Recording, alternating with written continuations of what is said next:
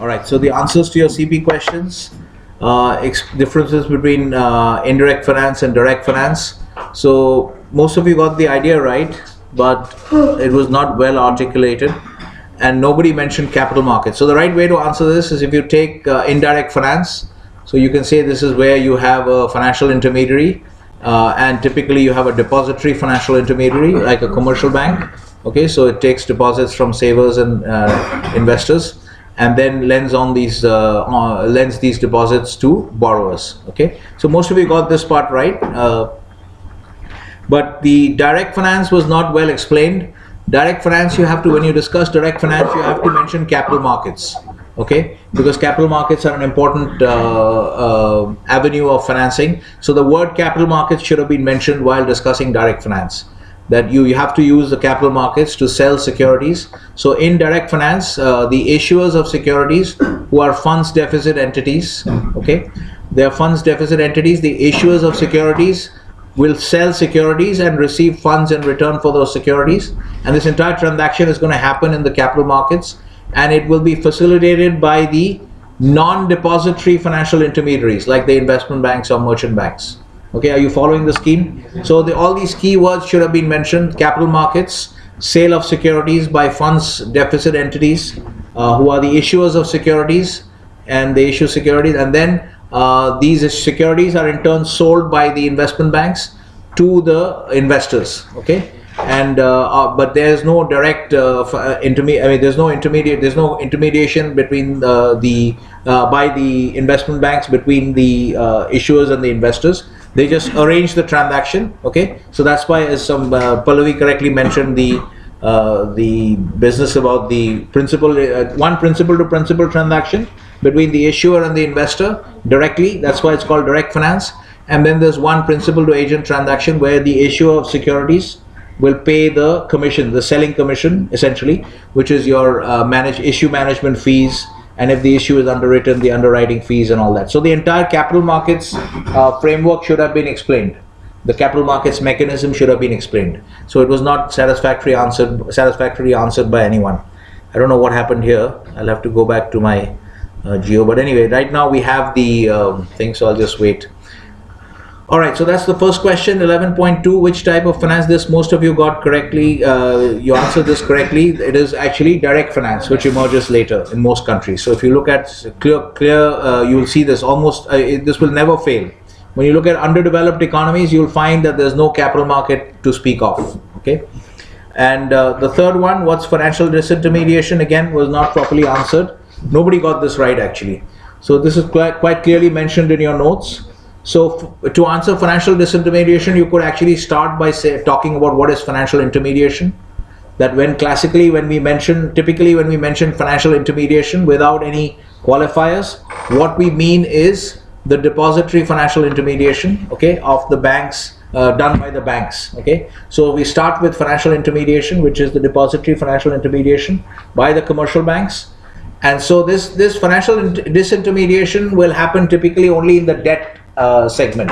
Okay, because banks provide what kind of finance, what kind of capital? Debt capital. Okay, so when you are actually, so first you talk about financial intermediation, which is being provided by the banks. Okay, where the financial intermediation is being done by the banks. So when you disintermediate, means you take out the financial intermediary, the depository financial intermediary is pushed out. So this term is strictly speaking only relevant in the case of debt capital, because it's not really relevant in the case of equity capital. Somebody gave, I think Rahul gave the example of equity capital issuance like an IPO. That's not actually appropriate, because financial disintermediation only happens in the context of debt capital, because the intermediation also happens only in the context of debt capital, because banks provide debt capital, they do not provide equity capital. Is this clear? So can OTC market be the example of financial disintermediation where two parties contract with each other and OTC market?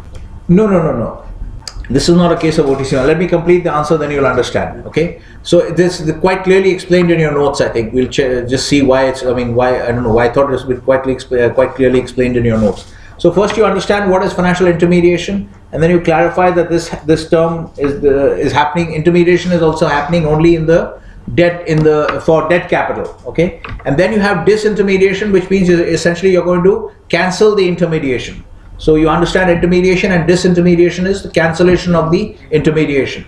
So what you do is essentially now, instead of getting your debt capital through the bank in the form of a bank loan, what you do is you sell debt securities directly in the capital markets. So when an issuer goes, instead of taking its debt capital from a bank, the issuer goes directly to the capital market with the help of investment banks and sells debt securities in the capital market directly to debt investors. Okay? There what you're doing is, you realize you're cutting out the bank, you're cutting out the commercial bank, because there is no commercial bank in between now. Instead of getting your debt capital from the commercial bank, you're now getting it directly from debt investors in the capital markets by selling debt securities in the capital markets, aided by investment banks. Is this clear? Why is everybody looking so doped out like zombies? You understood the point? Yes. Sahil is nodding yes or no? Yes, sir. Yes, okay. So this is what is, so first you understand what is, in a way it's good to understand this. To understand disintermediation, you understand what intermediation is, and then disintermediation will happen only in the case of debt capital, where instead of getting it from the bank, you sell it directly to debt investors in the capital markets. So financial disintermediation is happening through through direct finance. Okay, where is another way of saying this is the way in which what is happening is you are using direct finance instead of using indirect finance. Okay, is this clear? But this is a narrower form because this happens only in the case of debt capital, whereas direct finance can also happen in the case of equity issuance. Okay, all right. Okay, so this is it, right? Financial disintermediation. Everyone is clear now? Yes. Okay, now we'll just go back to, I have to just switch on my. So now that takes us back to our discussion of the various types of firms that exist in the economy, right? So we were discussing, I think what we were discussing in the last class was we were discussing the market making operations, the secondary market operations that you need to run, the secondary capital market operations that you need to run if you want to be a successful investment bank, because in order to get the primary capital market mandates, you need to run a secondary capital market operation, making markets in, Making market liquid for investors.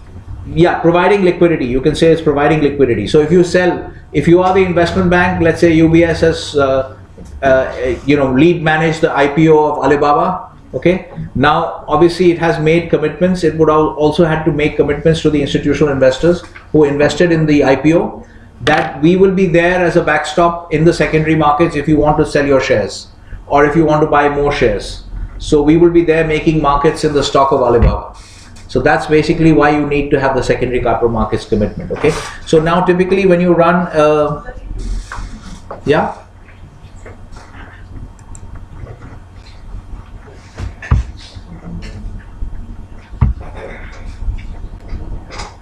so we were discussing that secondary capital markets transaction, and that's where we went into the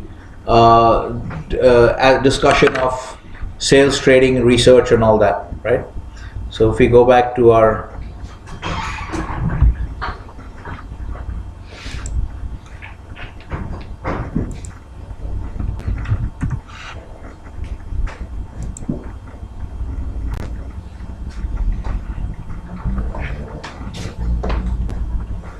okay, so this part actually, now if you notice in your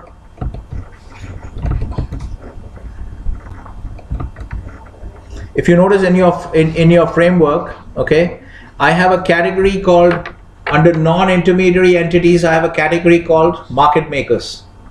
You see that? Yeah, there is a category called market makers who are functioning as principals. Okay, so now what is happening is, so this stuff that I'm discussing, essentially if you see, what does it say? What do they do? Market making in, I don't know if this is too small. Is it too small now, Jayant?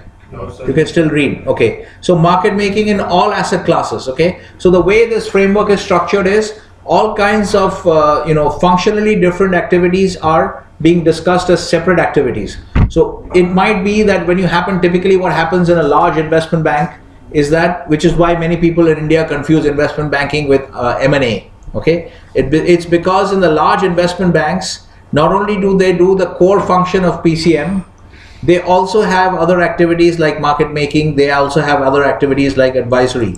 So this M&A advisory goes under advisors. this advisory function. So that's why they combine, because they're very large, they combine all kinds of stuff, okay? Just like when you go to Haldiram's, you can buy some maybe even chocolates or all kinds of stuff which you may not expect in a normal sweet shop. Because they're so large, they're carrying a wide range of products, but that does not mean that you should expect Western style chocolates in a sweet shop or something like that, right? Okay, so this is the idea. So market making, when we are discussing now, market making is a kind of an atomic level function, okay? It's an important atomic level function by itself, and you may find it in the you will find it in the investment banks as well, but we are going to discuss it as a separate market making function. So this securities secondary market, that operation that we are seeing, I'm going to add this other thing, that this is actually, so what we are going to discuss for a secondary capital markets transaction, okay? So a secondary capital markets operation, okay? A secondary capital markets operation is just a species of a market making operation. You understand? Just like a contract is a species of agreement. So which is the larger category? Agreement is the larger category. Contract is a species of agreement. So here what am I saying? I'm saying that a secondary capital markets operation is a species of a market making operations. Okay? Because here what does it say under market making? When you do market making, you cover all asset classes. Okay? You cover all asset classes. But when you are doing a secondary capital markets operation, what kind of asset classes are you likely to be covering? Are you following my statements, or am I going too fast? Debt and equity, right? So my point was just to illustrate the fact that what I said, that a secondary capital markets operation is a species of market making operation. Okay. So if market making operations is a larger category, because when you are describing market making operations, you could be running that in equities, debt, currencies, commodities, okay, all the four major asset classes. Okay, normally you don't make markets in real estate because it's not so developed, but you do have those futures contracts.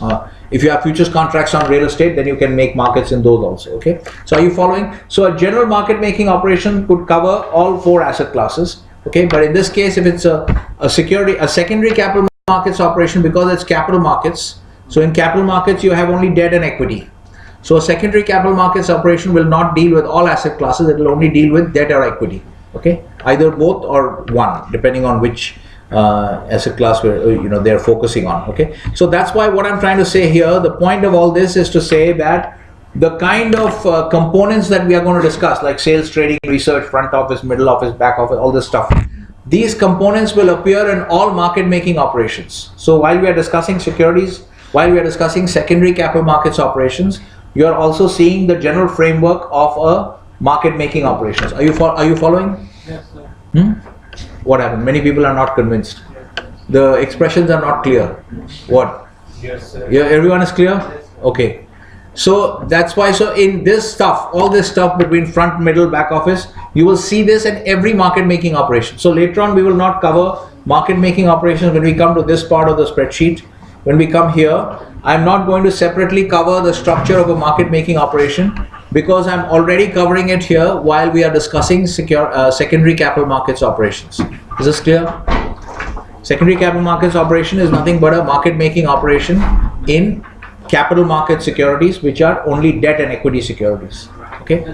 All right. Okay. So now let's go back to, once again, we have already covered this a little bit, but I'm going to just recap once again. So the high level classification is between front, middle and back office. Okay. Then if we start looking inside the front office, we see what is called sales, trading and research. Okay. This is your typical. So this will be also instrumental in understanding what the roles require, and what kind of functions are involved, and then what kind of skill sets are required. Okay, so under front office you have sales, trading and research, and I think we have already discussed sales. Okay, so trading is the main market making operation. The market making is done by the traders. Okay, so you have a trader in UBS making markets in, let's say, we discussed this example, so we stick to it. So they're making markets in the stock of Alibaba. Okay, now he needs a little bit of support from the sales team. Okay, now again -2 for these two. I have to do it now on live, and I hope I haven't closed. AA and Tanvi, the top scoring team on -score. You should also now, for your own benefit, from now on I will separate Tanvi and double A. We'll make them sit somewhere else. Why don't you come out double A and sit next to Akshit? Then you can talk to Akshit and make some other team lose marks. Same team. Okay. It's very dangerous. You come and sit next to Akshit. Okay, or you don't want to talk anymore. Okay. So double A and Tanvi is the same team? Yes, sir. Okay. No, not -4. We are following the system of -2. This is one instance. No, if he talks again, then it will be. Okay, so. All right. No, not this. Okay. So here we are. Okay, guys, let's go back to sales, trading, and research. So front office. So we've already covered this in the last section, right? That the trader is supported by the sales desk. Okay. So if you have, essentially you will have what is called an institutional equities salesman. Typically they'll be selling mostly, but you could also sell to retail investors. But the big volume will obviously come from institutions. So you will have on the sales desk, okay, on equity sales. So you'll have a typical designation here will be institutional equity sales. If you hear that a guy is doing institutional equity sales, what is he actually doing? He is in a secondary capital markets operation, and his job is to generate volume for the trader. He's calling up all the institutions, hey, you want to buy an Alibaba stock, you want to sell some stock in Alibaba. He's trying to drum up interest, okay? So he's trying to generate just like any other salesman. What do? They have to basically drum up interest, okay? And make sure that these guys buy these things, buy these products. So he's trying to drum up sales volume for the trader, okay? He's trying to drum up transaction volume for the trader by calling up all these institutions and trying to basically induce them to buy and sell. Okay, generate volume. And this obviously helps the trader because, as we discussed in the last class, market makers want, what are the two things that they want? Market makers? Sorry, one by one. Low volatility and high liquidity. Not high liquidity, high volume. High volume. Okay. So low, a typical, ideally, remember why did we distinguish between market makers and directional speculators? Yes, sir. Because directional market makers want quiet markets, not a lot of movement, very little tight range bound price action, okay, and they want high volume. That is the best situation for market makers, okay. But directional speculators, although market makers are also speculators, but directional speculators are different because they want to see dramatic movement, either up or down, so that they can bet on it and make money. Okay, so that's why they're fundamentally different from market makers, because the situation in which they make money is quite different. Okay, so now market makers obviously want high volume, so they are being held by the sales desk. Now, as I said, one of the things the salesman has to do is to generate interest in the stock, right? He's basically going to create some hype and get the institutional investors to get excited about trading in Alibaba. And one of the ways he generates that hype is, this is where the research team comes in. Okay, this is where equity research comes in. So equity research will provide research input on Alibaba. They will try to provide, so this is basically like, it's going to help. So the research typically, okay, so far, even there's some recent changes in Europe on the regulation side. Okay, it's called MiFID II, that has had a dramatic impact on research. But historically, how the capital markets business has functioned worldwide is that research is given as a freebie.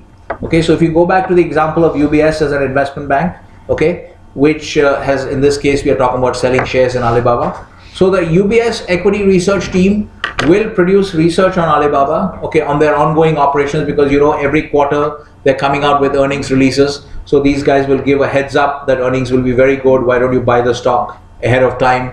All this kind of input. Okay, so there's continuous reason for updating the market view, because as you know, the market keeps on moving around. Okay, so you can see how markets keep moving around. There's a lot of action nowadays going on in the US equity markets because prices have started falling. Okay, you are aware of that. Okay. So let's look at some of the stocks. Maybe look at your favorite stock and see, this is a very important thing that has happened. You realize this particular low has been broken. This low has been broken. So from a technical point of view, this is an interesting development. Okay, I actually did not think this would break, but this has broken. So this is an interesting, so here the market is giving you some important information by breaking this previous low. Essentially what it's saying is that this entire trend has now been neutralized. Okay, so this gives you some information. So when we say research, again, so equity research is essentially, the job of equity research is to give all kinds of research input to the institutional investors on the basis of which they will form their views.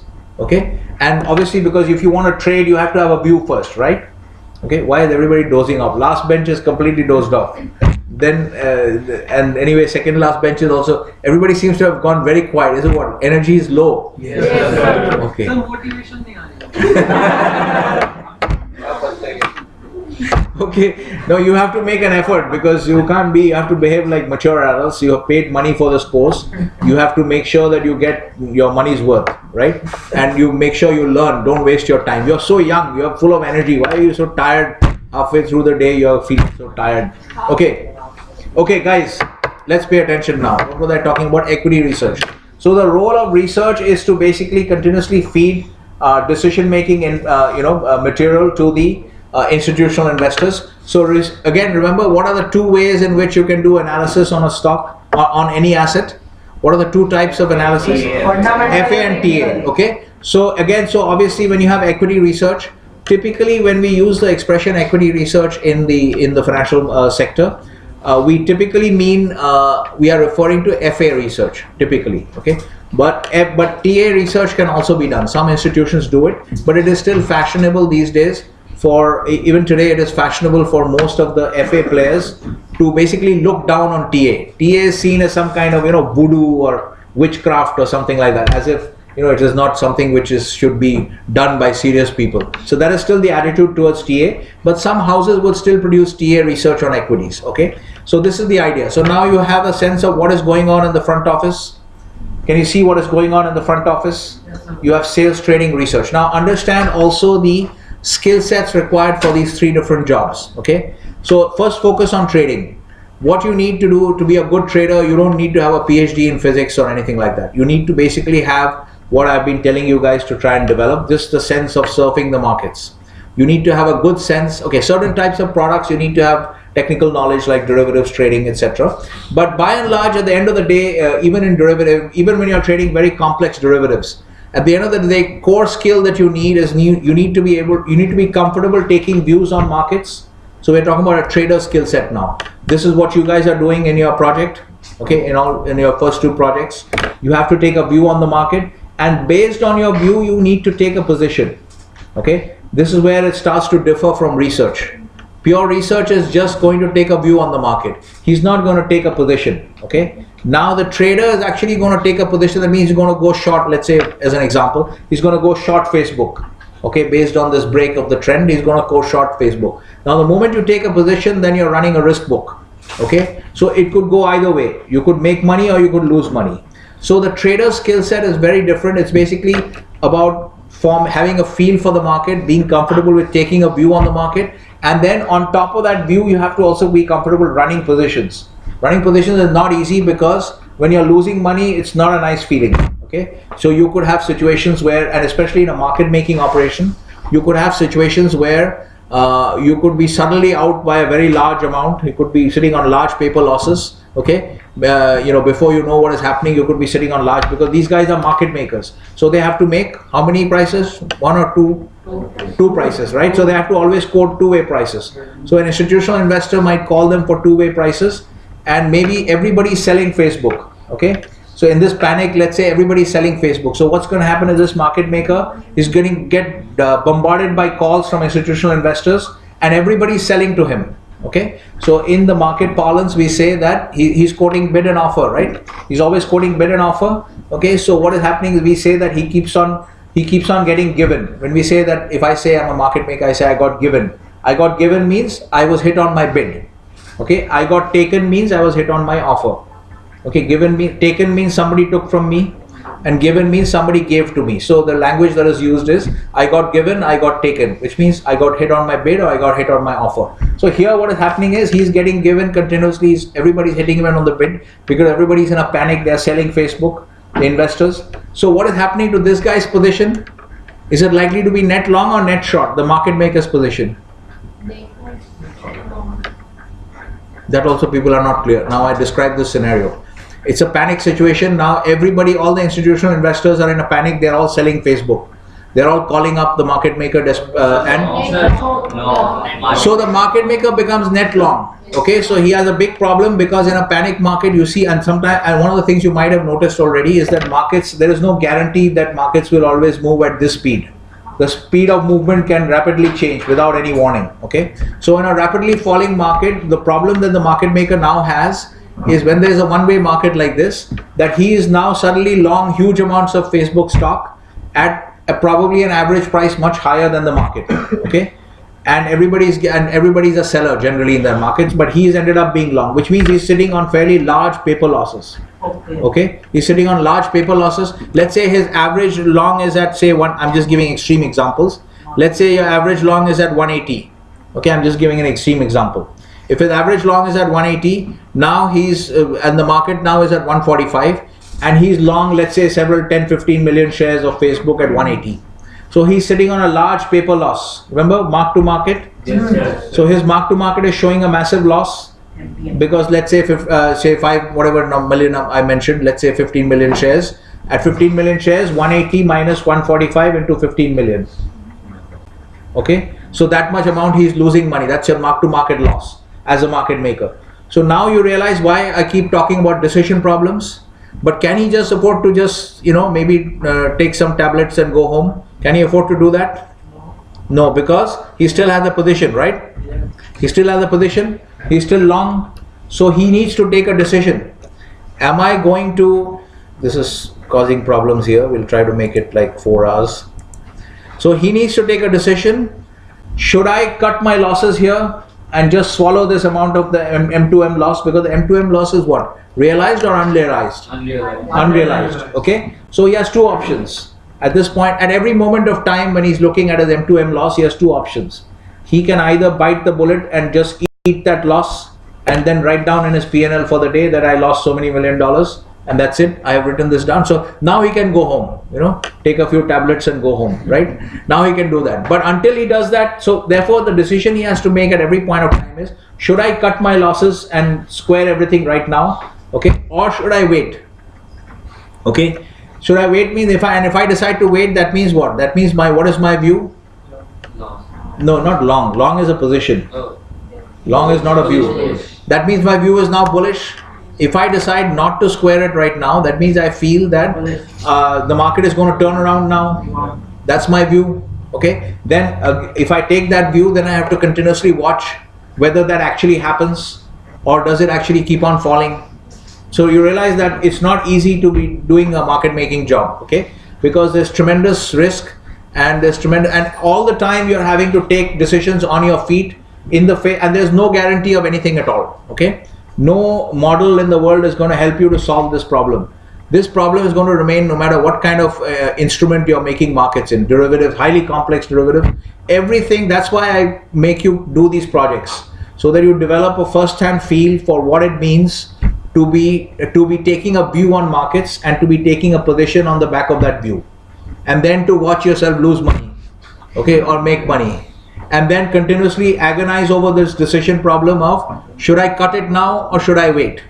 Okay, so these things, basically no model in the world will ever be able to solve these problems for you. No predictive model will solve these problems for you, because this is not physics or engineering. Okay, so here it's totally different. The dynamics are totally different. So you will still have to make this decision on a continuous basis. So this is what is required for a trader. Okay, so if you want to be a trader, you have to be comfortable with taking large losses, and then you should not lose your confidence. Okay, you may have large losses in a particular month. Okay, you may have some losing months in a row, 3, 4, but you should have the confidence that I can make it all back. So this is a different kind of mindset. Okay, it does not require tremendous amounts of technical knowledge or anything like that, because at the end of the day, you will find that this business of developing a market feel based on the idea simply that you're just surfing the market, that idea is sufficient. Okay, but it's more important to be able to deal with the losses and keep coming back, and to be able to develop a system by which you take your decisions, some kind of structured system, because every time you have to take a decision, you will be facing decision problems maybe 100 times a day. So if you have a very complicated decision making system, okay, it's not sustainable. You need to develop a system by which you can quickly take decisions. So this is essentially the skill set of a trader, and you'll get a sense of it by doing your projects. Okay, whether this is something that you want to do or not. Okay, so this is also meant to make you guys, help you guys with taking these decisions. Okay, on the sales side, again, this is fundamentally a sales job. Okay, you need to have the ability to close deals. So of course you need to have some kind of technical knowledge. You can't just go from selling air conditioners to selling to be an equity salesman. You need to understand the market. You need to be able to talk knowledgeably about the market, what is happening, trade wars, this, that, Fed is raising interest rates. So you need to be totally plugged into the markets. That's why even though everybody is not going into a trading or research job, everybody is made to study financial markets, because even in a sales job in finance, you need to be able to talk knowledgeably about the markets. Okay, and especially if you're dealing with institutional investors, they will easily be able to smell out if a salesman is kind of technically weak. He doesn't have a good understanding of markets. Okay, so they will be able to easily smell that. So you need to be technically savvy, but not as much as the research people. But mainly you have to have that salesman's instinct. The idea of a salesman always is, for every sales job, you need to be focused on closing the deal. Okay, otherwise you keep on talking and talking, and the deal is never closed. Okay, so a good salesman is like a shark, is laser focused on closing the deal quickly. How many closings can you have? That is basically the typical hallmark of. So you can figure out for yourself whether this is something that you're going to enjoy. Okay, so there are people. I believe that salesmen are born and not made. Okay, so either you have a salesman's personality or you don't. And so if you can figure that out for yourself. Okay, whether this is something you're going to enjoy. Okay, research is very technical. Okay, research is very technical, so you have to be very comfortable. Yeah, you have a question?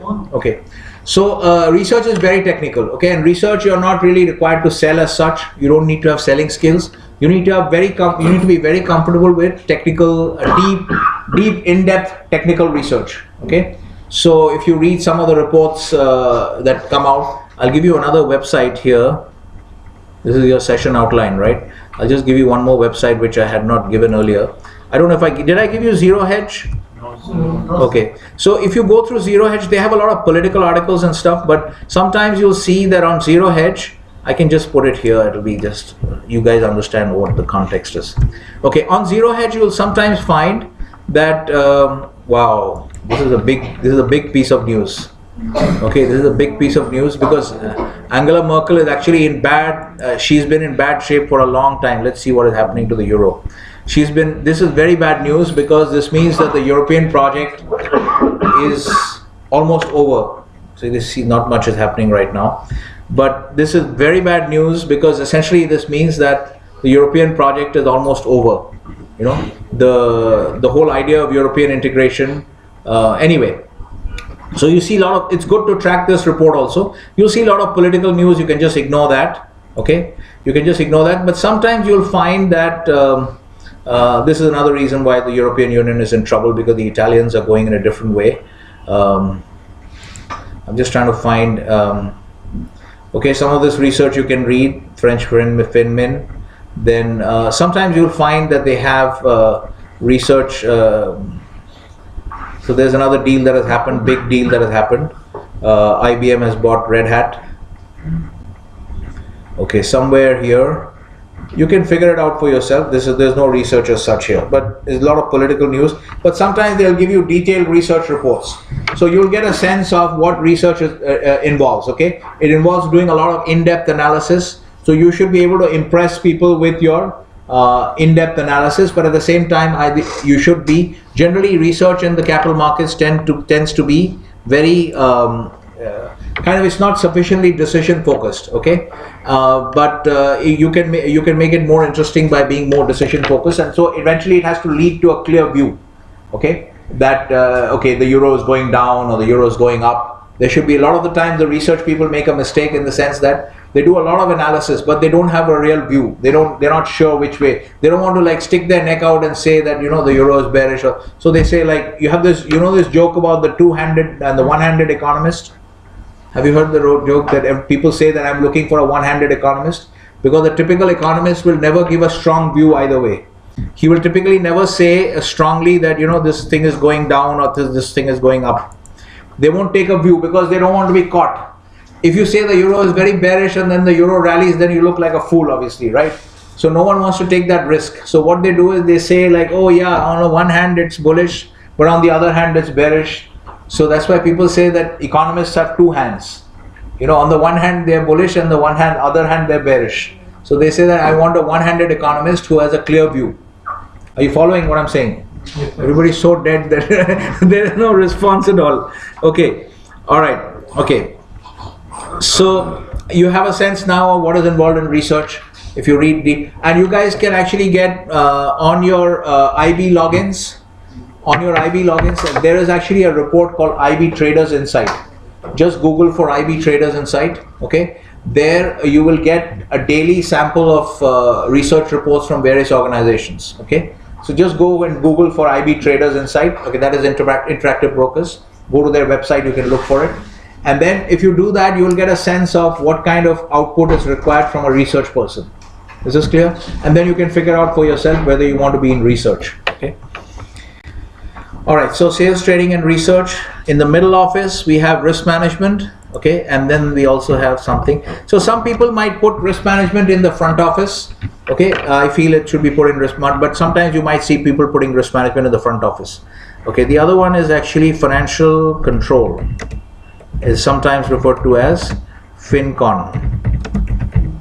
Okay, so these are the, we are talking about basic functions and roles. Okay, the different types of roles that you could be performing. All right, so under risk management, what you have essentially is here you have some of the material that we have already discussed in the course of our case. Okay, the basic framework of risk management. Okay, understanding corporate treasury risk management, underlying positions. So one of the things that a typical risk manager in a corporation might do, in a large corporate treasury might do, is he will ensure that what is that golden rule with respect to the total position in the case of risk management. In the case of you know, management of passive risk books or hedgers books, what is the golden rule with respect to the size of the total position? The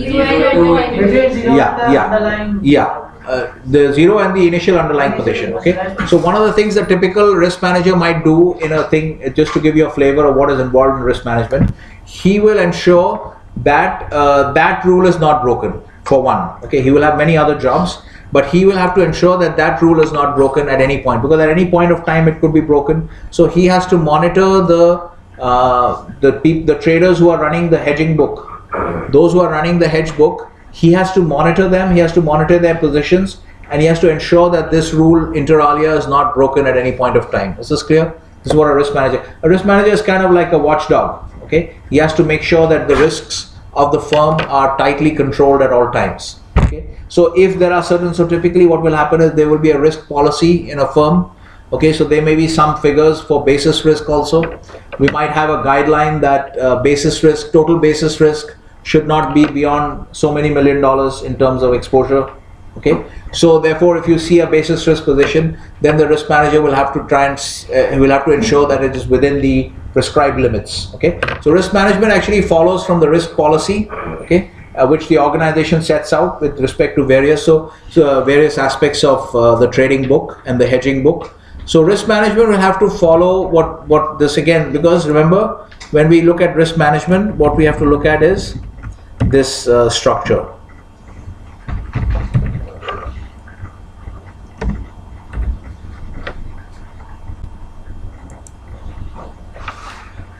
So remember when we discussed that the further discussion, further elaboration of market risk. When we discussed further elaboration of market risk, you remember that discussion? Which, despite my mentioning it once, in the second try when I asked people, nobody was able to answer. First,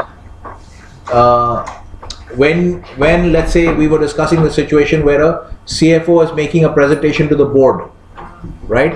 And he's discussing the various types of risk. So when he goes on to elaborate about market risk, how does he have to go about elaborating on?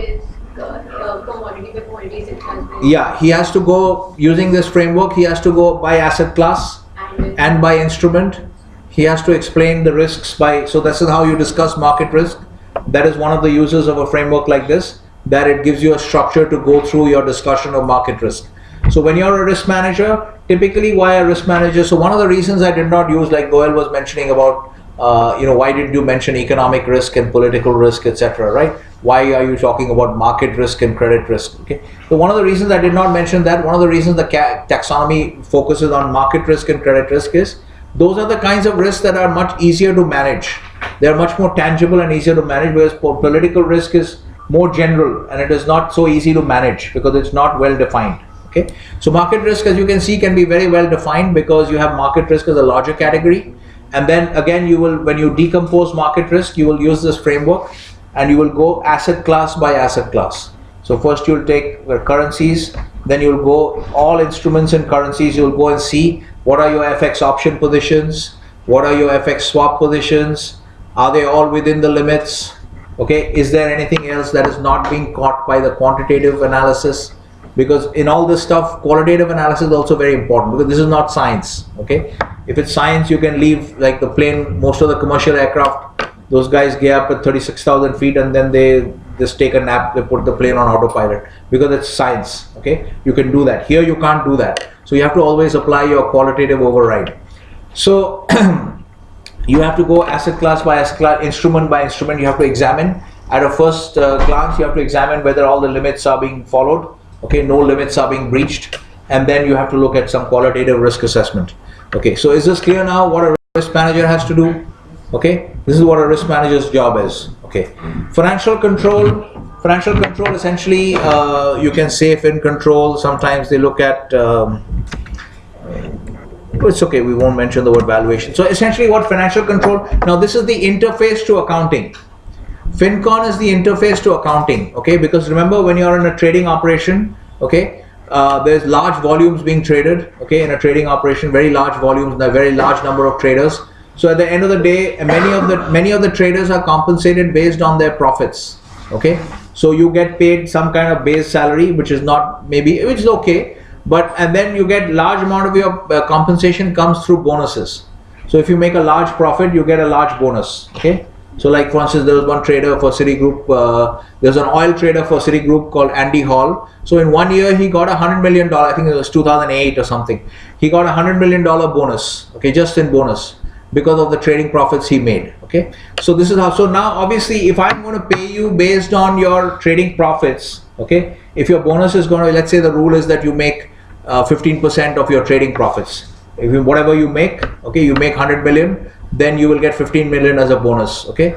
So then obviously the question is, if that's how we're going to compensate people, right, and when you pay him 15 million, you're not going to, obviously going to pay him in cash, okay, straight cash, you're going to pay him 15 million. So then obviously the question is that the calculation of your profit becomes very important. You realize that there could be disputes about how much profit have you actually made. Are you following? Yes. Right, so it's very important to have agreement. If I'm going to be paid 15% of my trading profits, then there should be mutual agreement between the firm and the trader as to how that profit is how is my trading profit going to be calculated? Because when you start looking at derivative products, this can become quite complex, and there could be a lot of disagreement about how it's calculated, okay. So what FinCon does essentially is, as I said, this is the interface to accounting, because remember, as you're trading, all the accounting software has to pick up all your information, right? How much profit did the equity derivatives desk make this month? Because all those numbers have to be reported, okay. So how will they get reported? It's not like the trader, you just call up the trader and ask him how much did you make, and he will just give a figure. No, it has to come from the trades, and then it has to come from the trade processing. Everything is automated, okay. And it'll have to be some kind of valuation rules have to be applied, and then it'll go into the accounting part of the system where the accounting data will be generated, okay. And from there you get the quarterly financial statements, all come from there. All right, so FinCon essentially deals with all these aspects: how to value the derivative products. If you're trading a highly complex swap, let's say you're trading a highly complex interest rate swap structure, what is the right way to value that swap structure? Okay, how much? And maybe many of those deals are not closed. When the bonuses are paid, I mean, I might be paid a $15 million bonus based on a 100 million profit calculation, but that 100 million is not always realized profit. Some of that 100 million could be unrealized profit. So therefore, the way you value the position becomes very important. Okay. So all these kinds of questions are addressed by FinCon. So FinCon does all the accounting. They pick up all the trades. They pick up the valuation. They register the figures for all the trades, the P&L and all that. Okay. So then they have to come out with the right accounting assessment of how much profit was made or lost. Okay. All right. Who's this? Minus Kriti. Okay. So if your phone rings, then you get -2. अभी तक ऐसा कोई rule No, I think we have subtracted. We have taken it for earlier also. No sir. No sir.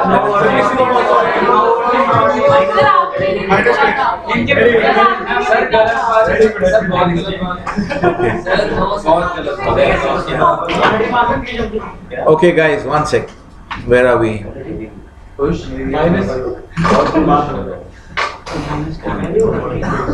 Okay, guys, one sec.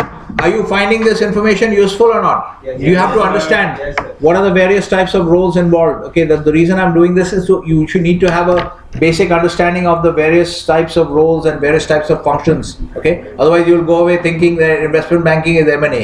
Okay, so proper understanding has to be there about what is involved in each of the roles, and then you'll also understand whether these are the kinds of roles that you want to do. Okay, so FinCon typically will require an accounting focus. Okay, and also some kind of understanding of valuation rules for derivative products. Then back office, deal processing. Obviously, the trader will write out ticket will be generated automatically from the trading software. Okay, but if it's a phone-based deal, okay, if it's OTC transaction, if it's even OTC transactions are done electronically, some of them, but some of them could be done on the phone. So in that case, the trader will write out a ticket. Otherwise, it will be picked up. The ticket will be picked up from the software itself. Okay, just like when you do on Wanda. Remember, when you do a transaction, they say that trade executed. Okay, then they have a trade reference number, ticket reference number, all that. So that information gets captured and it goes through to the back office. Then the back office has to ensure that the settlement takes place. Okay, that means the settlement. That means if you have undertaken to sell dollar yen. Okay, sell dollar yen means you have to sell dollars. That's just a spot transaction. You have sold dollar yen through a spot transaction. Let's say you have sold $10 million. Now your back office, you have undertaken to sell dollars. That means it's your responsibility to deliver dollars to the buyer's account 2 days from today, in 2 business days. So now your back office will get into the picture. They will use all these things like the networks like Swift, etc. They will send a telex to their own correspondent bank. If you are not based in the US, they will have to send their message to the correspondent bank. Have you started doing banking? Yes, sir. But have you done correspondent banks? No sir. Okay, so correspondent bank is nothing but we might as well learn this concept. These are all important concepts. Correspondent bank is nothing but a bank in a country where your transaction account, you keep a transaction account with a correspondent bank in a country where you are not present, or where basically that you don't have that you don't have a presence in that country. So typically, let's say if a bank like maybe Wells Fargo is a US bank. Wells Fargo has no presence in India. Okay, so but Wells Fargo, some of their clients might need to deal in rupees. So Wells Fargo will set up a correspondent bank account with, say, SBI. Now SBI Bombay is Wells Fargo's correspondent bank, which means Wells Fargo will maintain a rupee account with SBI Bombay. So whenever their clients need to buy rupees, okay, they will sell dollars to SBI by paying the dollars to SBI's New York office. Okay, so SBI New York will get the dollars from Wells Fargo, and SBI will credit the rupee account of Wells Fargo in Bombay.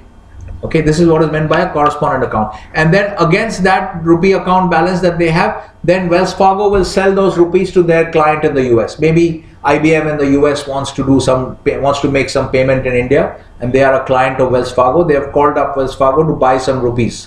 So how will the Wells Fargo sell the rupee? They will sell it from their Indian rupee account balance in Bombay. Is this clear? So this is basically what a correspondent bank relationship is. So we say that SBI is Wells Fargo's correspondent bank for Indian rupees. Is this clear? So you know a new term also, correspondent banks. Okay, so therefore basically what happens is that if you have sold dollars, if you have undertaken to sell $10 million against the yen in a spot FX transaction, as soon as the trade is finalized, okay, immediately the information will go to the back office, and the back office will get to work on sending the telexes, etc., making sure there's money available, and ensuring that that $10 million is paid on T+2 basis to the buyer in that transaction. That will have to go and hit the buyer's account in their correspondent bank or their own bank in the US. Is this clear? Are you following how the transaction? So this is what back office does. Now back office's job is to ensure that the payment goes through. And this is, remember, what is the kind of risk that is likely to manifest itself in the back office? We discussed 5 or 6 types of risk when we did the taxonomy of risks.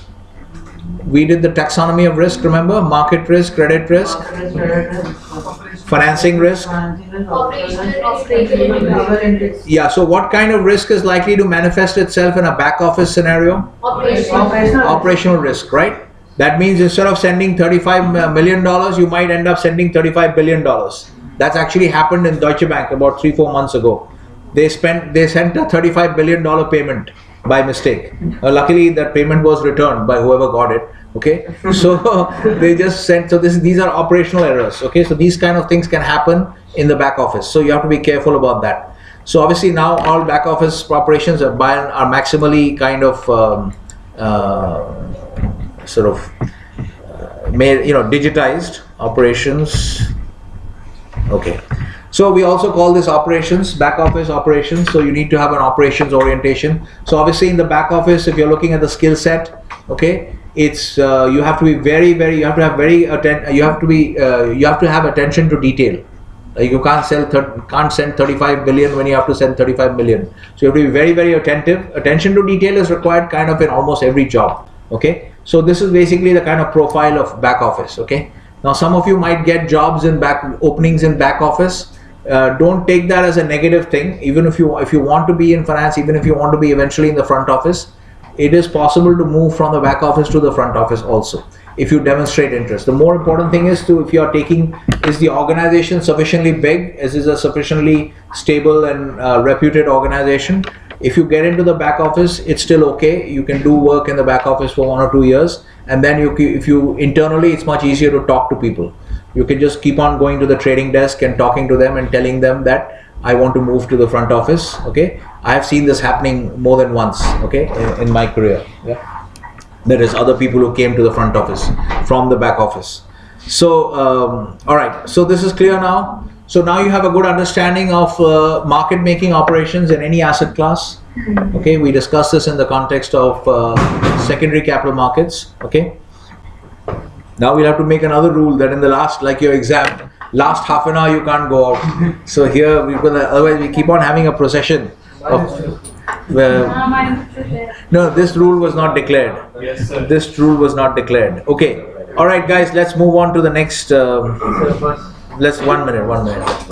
Not bus, rickshaw, no bus. Okay, 1 minute. Okay, go ahead. One sec. All right, okay, investment banking is over now. Investment banking is over? Yes. Okay, good. Now, capital raising in primary capital, will come to M&A. So please understand, like unlike what you have seen in a couple of the courses that you were considering, investment banking is not M&A. Okay, it so happens is that in many of the large investment banks, because they're so large, M&A is actually just an advisory function.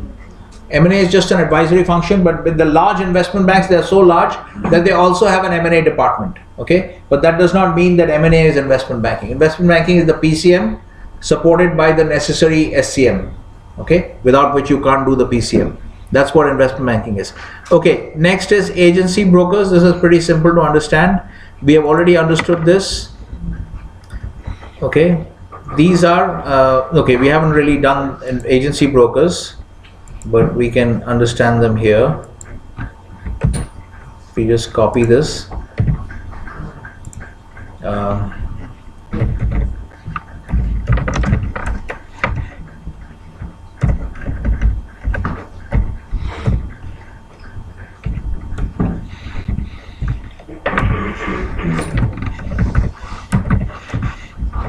okay, trader 1, trader 2.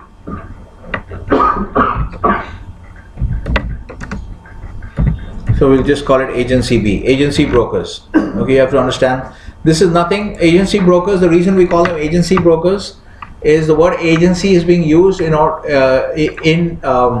place of principal. The use of the word agency is meant to indicate that these people are not functioning as principals. That is the point of using the word agency. Okay, so agency broker means you have a typical broker, like you might have a particular bank here, like maybe Deutsche London is trading with say UFJ Tokyo, Mitsubishi UFJ Tokyo, and in between you have maybe a broker like Tullett Prebon. Okay, Tullett Prebon is an example of a broker. Tullett Prebon Tokyo. Okay, so maybe there's a large interest rate swap being done between say Deutsche London and Mitsubishi UFJ in Tokyo, and this deal has been arranged by Tullett Prebon Tokyo. Tullett Prebon is a broker. Now they are called an agency broker because they do not function as a principal. They are just like a real estate agent arranging a sale of a house between the seller and the buyer. So they will take a commission from, in this case in agency brokerage, they will typically take a commission from both sides. Okay, and they'll arrange the transaction. This is what. So this is also an important function in the financial markets. Okay, there are many agency brokers in the OTC market. They operate mainly in the OTC markets. Okay, and so they have perform this function. Many brokers are very large. Actually, there's another broker called what are they called now? Actually, they had so many name changes. Inter Capital Group. There are many big brokerage companies that you can. Tullett Prebon is one very big brokerage company. So this is the function that they perform, agency brokers. So again, because this is a unique function, so they have been listed as a particular. So what do? They connect two principal clients.